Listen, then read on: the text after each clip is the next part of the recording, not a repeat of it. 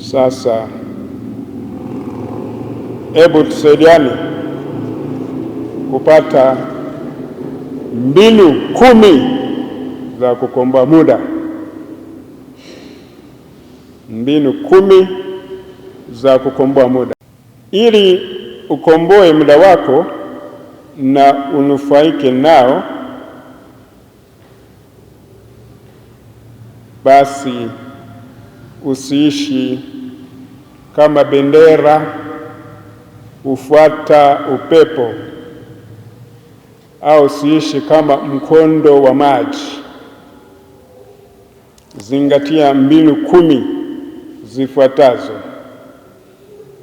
Mbinu ya kwanza, uwe na ratiba. Mbinu ya pili, mtangulize Mungu. Mbinu ya tatu, uwe na kauli mbiu ya kuongoza maisha yako. Mbinu ya 4, tunza afya yako ya akili na mwili. Mbinu ya 5, chapa kazi. Mbinu ya 6, usijilinganishe na wengine. Mbinu ya 7, piga vita kali uwezo wa muda. Mbinu ya 8, acha wivu na hasira. Mbinu ya 9, uwe na daftari au shajara. Mbinu ya 10, nukuu 6 toka Biblia. Basi hebu tuone hizo mbinu, taratibu za kuweza kukomboa muda wako na kufaidi. Mbinu ya kwanza,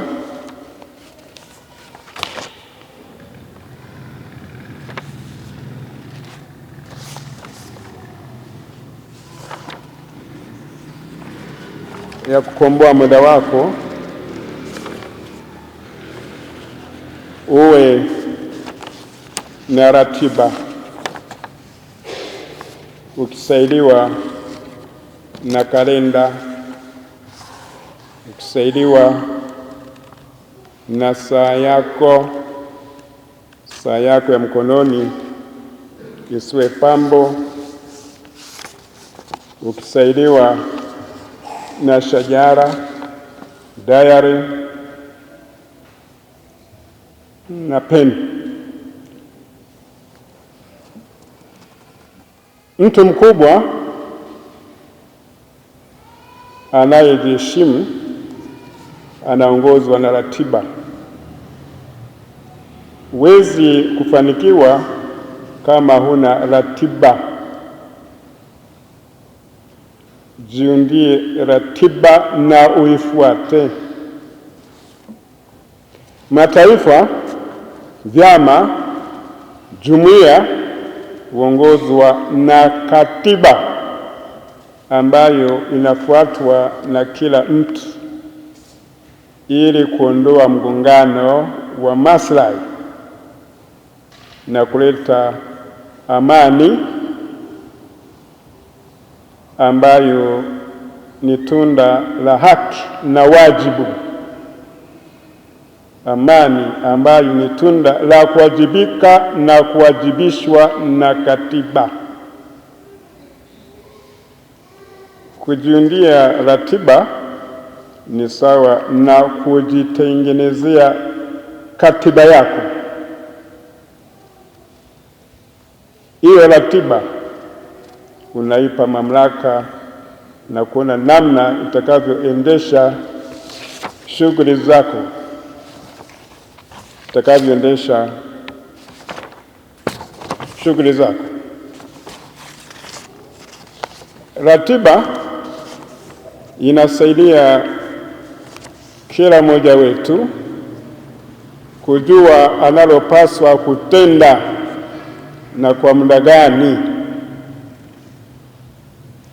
Usipokuwa na ratiba, wenye ratiba watakutumia kufanikisha mipango na malengo yao.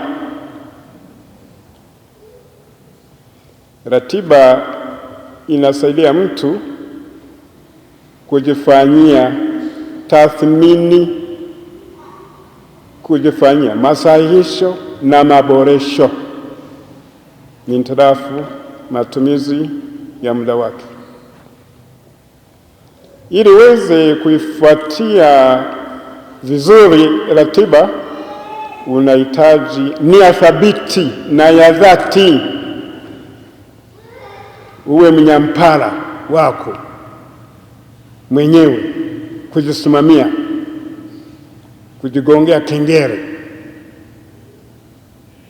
Kama tunavyokuwa mashuleni, tunakuwa na ratiba, inafuatwa na kengele, tamkipa na tongoza, mtunza muda. Kwani tusiige huu taratibu tunapokuwa shuleni?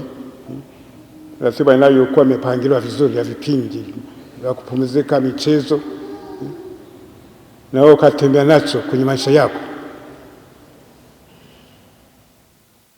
Basi ili uweze kuifuatia vizuri ratiba, unahitaji nia thabiti na ya dhati, na kusema kila siku ya Mungu, kama siumwi nitaamka saa 10 usiku. Lakini napoamka saa 10 usiku nakuwa mmeenda kulala mapema. Kama mnalala saa 8, kuamka saa 10 usiku ni shida. Ndio maana Waingereza tumesema kwenda kulala mapema na kuamka mapema humpa mtu afya, akili na utajiri. Kwa hiyo ukiwa na ratiba, najipangia nitaamka saa 10 usiku. Baada ya kuamka, kupiga mswaki, kufanya usafi wa mwili, nitatandika kitanda. Ingia naamka basi kitanda kijui namna kinavyotandikwa. Nitasali sala za asubuhi na rozari. Kama niko karibu na kanisa, nitahudhuria misa. Nitaanza siku yangu na sala. Nitasoma kitabu kitakatifu, nitatafakari kwa saa 1 yale ninayotarajia kuyafanya kwa siku nzima. Alafu ikifika saa 12 asubuhi, unakuta una mpangilio mzuri wa nini ufanye kwa siku nzima. Umeshajichuni kwenye siku hiyo, hakuna mtu akukupeperusha kama upepo. Kama utapenda kufanya kazi, uwe umeajiriwa au umejiajiri, unafanya vizuri kwa siku nzima. Na kabla ya kwenda kulala, jitengee muda wa kuandika kwenye daftari au shajara kazi na majukumu ya kesho. Ulale nayo, unayaota, unayafikiria. Pia jitengee muda kabla ya kwenda kulala wa kuingiza kitu kipya kizuri kichwani mwako. Mfano, kusoma maandiko matakatifu, walau aya 1 au sura 1, kusikia au kusoma hotuba za watu maarufu, hotuba za watu ambao maisha yao yana akisi maisha ya Kristo. Kwa hiyo unalala umepata kitu kipya na kupata shule isiyo na mipaka. Mbinu ya pili, mtangulize Mungu. Katika maandiko matakatifu, Mfano wa kufuata ratiba tunaupata kwa Bwana wetu Yesu Kristo, kama tunavyosoma kutoka Injili ya Marko sura ya 1 aya 35, na nukuu: kesho yake kabla ya mapambazuko, yaani alfajiri, Yesu alitoka akaenda mahali pa faragha kusali. Mwisho wa kunukuu. Alfajiri Yesu anaenda kusali, alimtanguliza Mungu. Licha ya changamoto za baridi, hii alfajiri anajitenga faragha ili apate nafasi ya sala. Baada ya hapo anapata nguvu na aliweza kwenda sehemu mbalimbali kuwaombea na kuwaponya watu mbalimbali, viwete, viziwi, vipofu, bubu, hata kufua wafu, kiwemo Lazaro. Soma Injili ya Yohane sura 11 aya 17 hadi 27. Ni kwa nini aliweza kufanya kazi kubwa na nzito namna hiyo?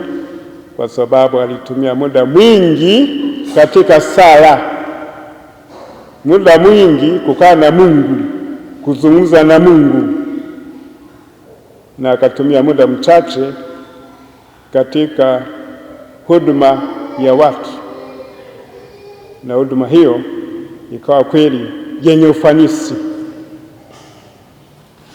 Bwana Yesu anasema, na nukuu: bila yeye hatuwezi kufanya chochote. Mkikaa ndani yangu na maneno yangu yakikaa ndani yenu, basi ombeni chochote mtakacho, nanyi mtapewa. Mwisho wa kunukuu kutoka Injili ya Yohane sura ya 15 aya 5 hadi 7. Sisi mara kadhaa tunatumia muda mwingi katika mahangaiko, katika utafutaji, katika taabu za kila siku, na muda mchache katika sala. Ndio maana mambo yetu hayaendi, ndio maana hatufanikiwi. Tunafanana na watu wanaofukuza upepo. Mtunga Zaburi alisali, na nukuu: utufadhili ye Bwana Mungu wetu, uzitegemeze kazi zetu, uzifanikishe shughuli zetu. Mwisho kunukuu kutoka Zaburi ya 90 aya 17. Unapomkimbia Mungu ukamwomba afanikishe hizo shughuli, na anazifanikisha. Mimi nimeshuhudia hilo. Na mtafiti mmoja amesema, ukitoa muda wako kwa Mungu, Mungu atatoa muda wake kwa kazi zako ulizoacha nyuma, atazisimamia. Mtangulize Mungu kama namba 1. Unapoanza siku, anza kwa sala, mtangulize Mungu. Unapoanza wiki, mtangulize Mungu kama namba 1. Nawe ujione ni sufuri, ujione ni sufuri. Unapoandika cheki benkini, kitanguliza sufuri, baadaye si ukafuatisha namba nyingine, si kama hiyo cheki inakuwa na maana. Lakini kwenye cheki ukitanguliza 1, namba 1, baadaye ukafuatisha 0 si ngapi, ndivyo na wewe unaendelea kuwa na thamani. Kwa hiyo kimtanguliza Mungu wewe unakuwa na thamani na ambayo unajiona kama ni sifuri.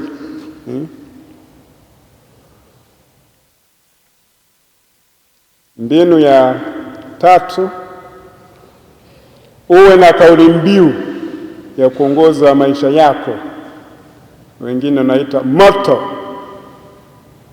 Unaweza kuitoa katika Biblia, ukainukuu kutoka Biblia, mfano, mimi hapa mitume. Soma kitabu cha nabii Isaya sura ya 6 aya 8. Au nina kiu, soma Injili ya Yohane sura ya 19 aya 28. Mimi ni mtumishi wa Bwana, soma Injili ya Luka sura ya 1 aya 38. Na hiyo ndiyo moto yangu, kauli mbiu yangu, mimi mtumishi wa Bwana, ndio naniongoza katika utumishi wangu kama askofu. Au Rais Barack Obama alikuwa na kauli mbiu katika kuwania urais wa taifa kubwa la Amerika, yes we can, ndio tunaweza. Au Mheshimiwa Magufuli, hapa kazi tu, ana kauli mbiu. Na wewe una kauli mbiu gani? Nakuuliza, una moto gani? Walau niletee nione, niandikie kwenye karatasi niletee, ninayokuongoza katika maisha yako. Tangulize Mungu, uwe na kauli mbiu, uwe na neno la kukuongoza, na zaidi wewe Mkristo, pata hiyo neno la kuongoza kutoka maandiko matakatifu. Mbinu ya 4, tunza afya yako ya akili na mwili. Walatini wana msemo usemao mens sana in corpore sano. Waingereza wanatafsiri a sound mind in a sound body. Katika tafsiri ya Kiswahili unaweza kutafsiri akili safi katika mwili safi, au katika mwili wenye afya. Akili yenye afya katika mwili wenye afya. Mwili wako ni chombo au gari, na akili yako ni injini ya kutekeleza vizuri ratiba yako. Wahenga wamesema bora afya kuliko mali. Mwili wako ukiutunza vizuri, ukawa na afya nzuri, na akili na fikiri vizuri, na muda wako utatumia vizuri. Utabaki kunungunika, nimechoka, naumwa, tumbo, kizunguzungu, napiga chafya, si nini. Hivi havitakuwepo unapokuwa na afya nzuri. Jinsi ile gari linahitaji mafuta na oil liweze kufanya kazi vizuri, vivyo hivyo mwili wako na akili yako iweze kufanya kazi vizuri, inahitaji yafuatayo: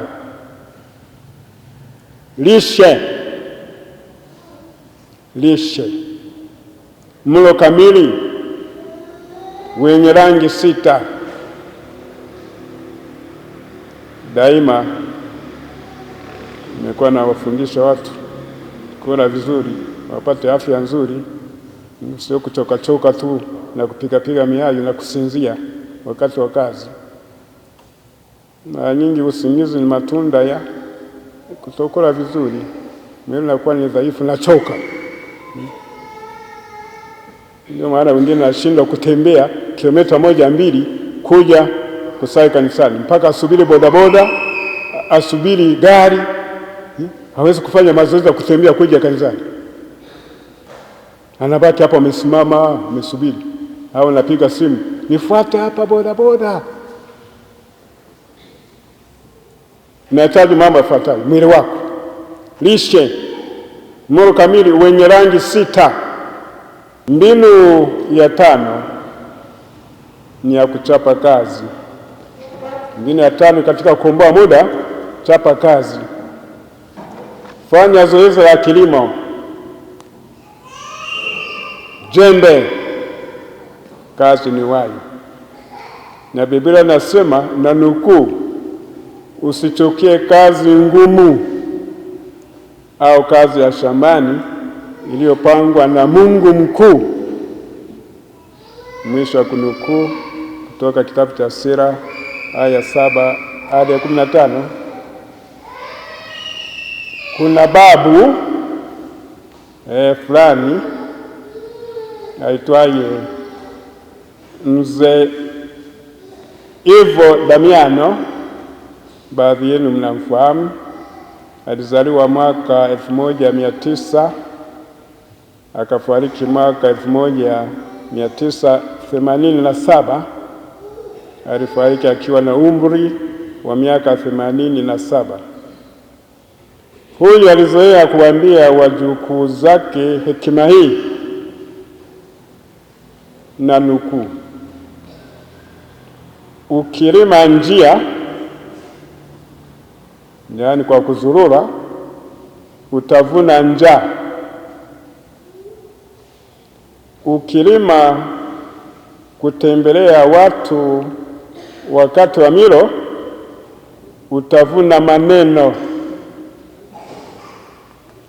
Ukilima usingizi, utavuna tongo.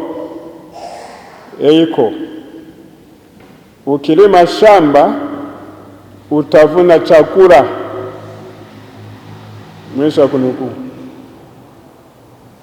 Tuko pamoja? Biblia inatuelekeza namna ya kufanya kazi.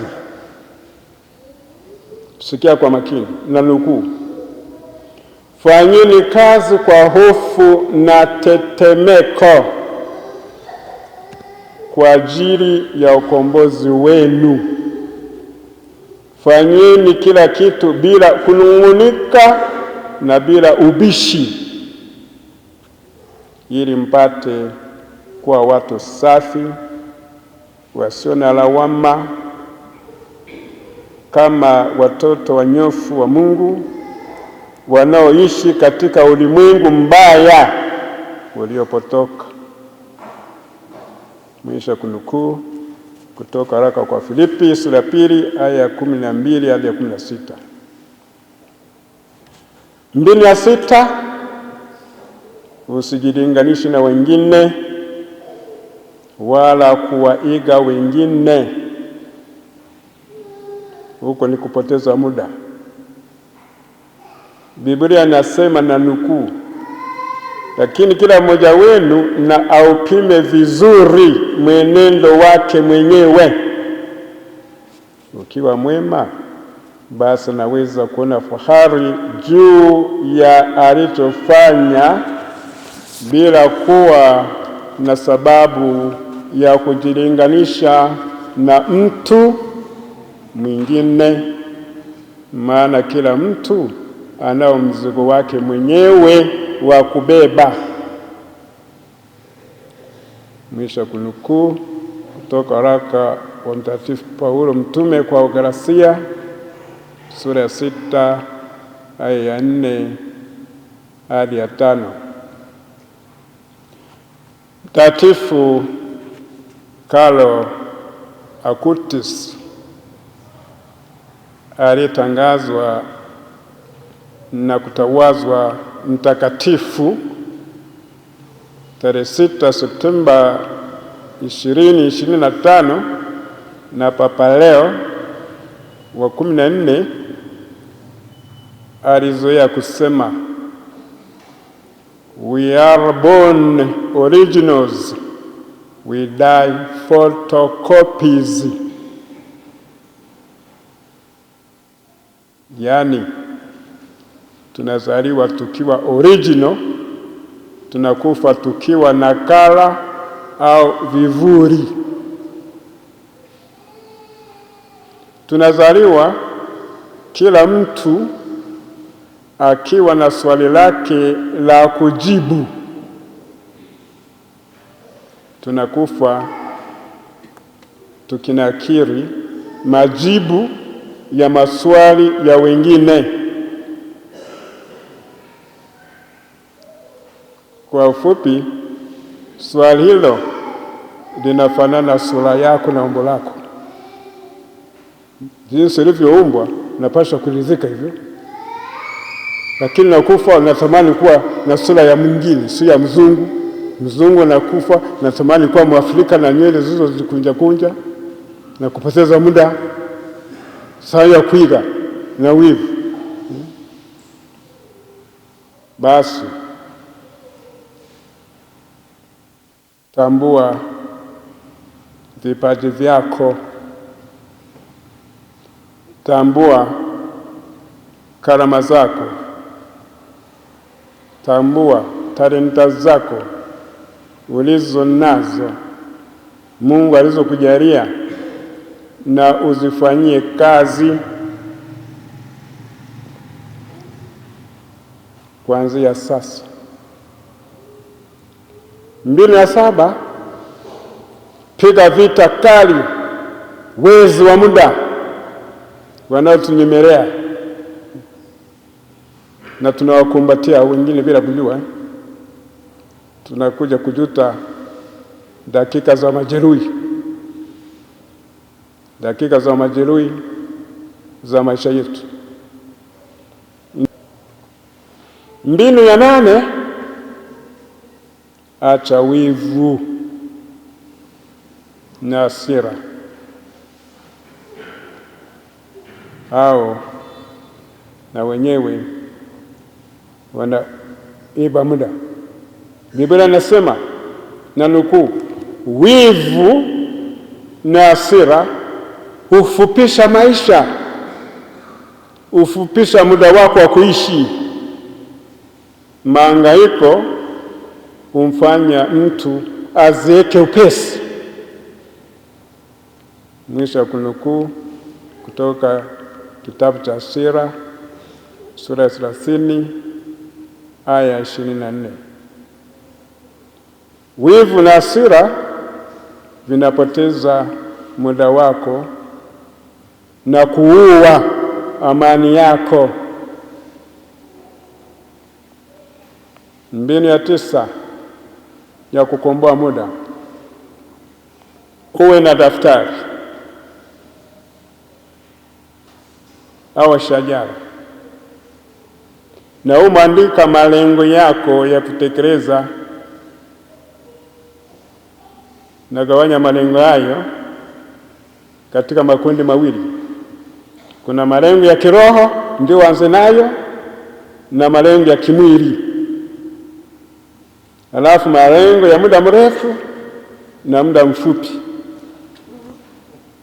Kwa mfano, malengo ya kiroho, angalia juu ya upokeaji sakramenti, upokeaji wako wa sakramenti. Nimeshapokea kipa imara, nimeshafunga ndoa. Unapokea sakramenti za kitubio na mpaka wagonjwa. Unakomunika. Kwa nini ukomuniki?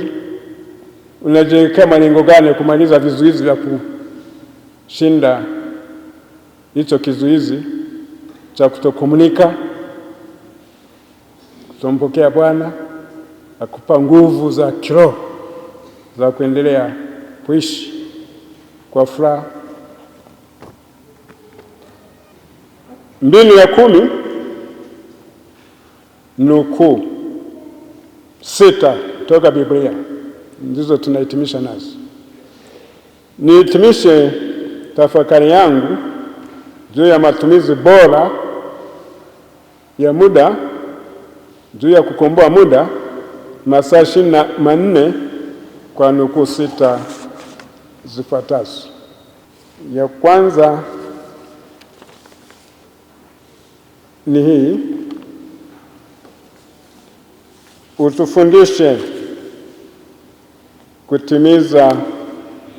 utufundishe ufupi wa maisha yetu ili tuweze kuwa na hekima.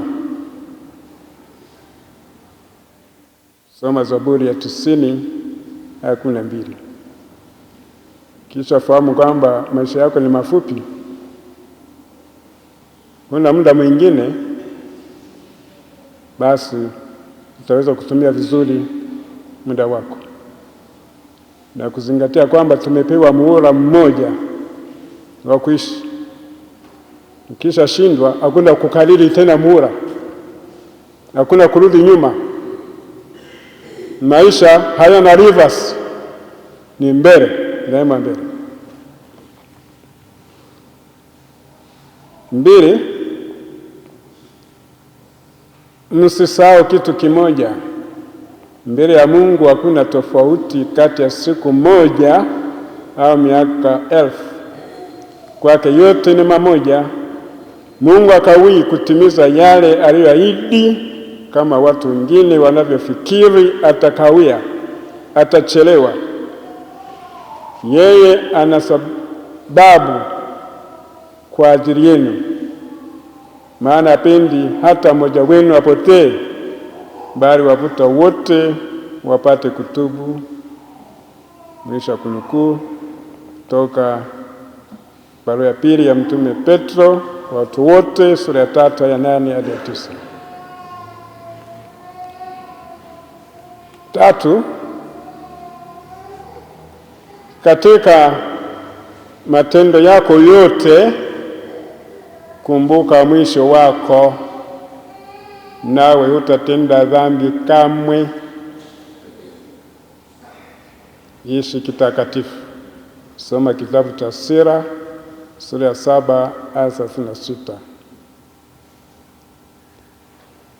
4, tumieni vizuri muda mlio nao, maana siku hizi ni mbaya.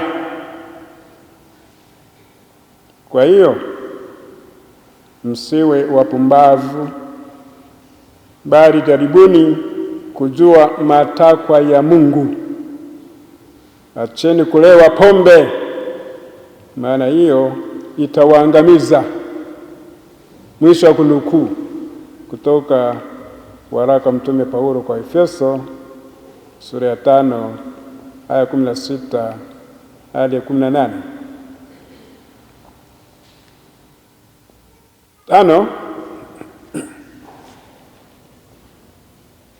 Napoleon Bonaparte, jemadari na mfalme wa Italia, aliwaambia vijana wake,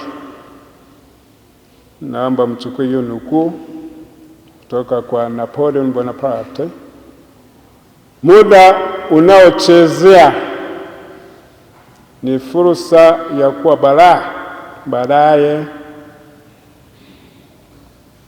Mwisho wa kunukuu.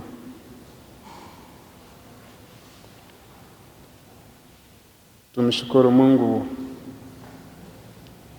kwa zawadi ya masaa 24, kwa zawadi hiyo ya dhahabu anayotupa bila upendeleo, na ambayo tumefika hapa kumshukuru kwa kuhitimisha mwaka 2025 na kumwomba tuingie salama salimini mwaka 26. Tumshukuru kwa hii zawadi anayotupatia kila siku, na tuitumie vyema katika kumjua, katika kumpenda Mungu, kumtumikia Mungu, na hatimaye tupate heri ya milele mbinguni. Amina.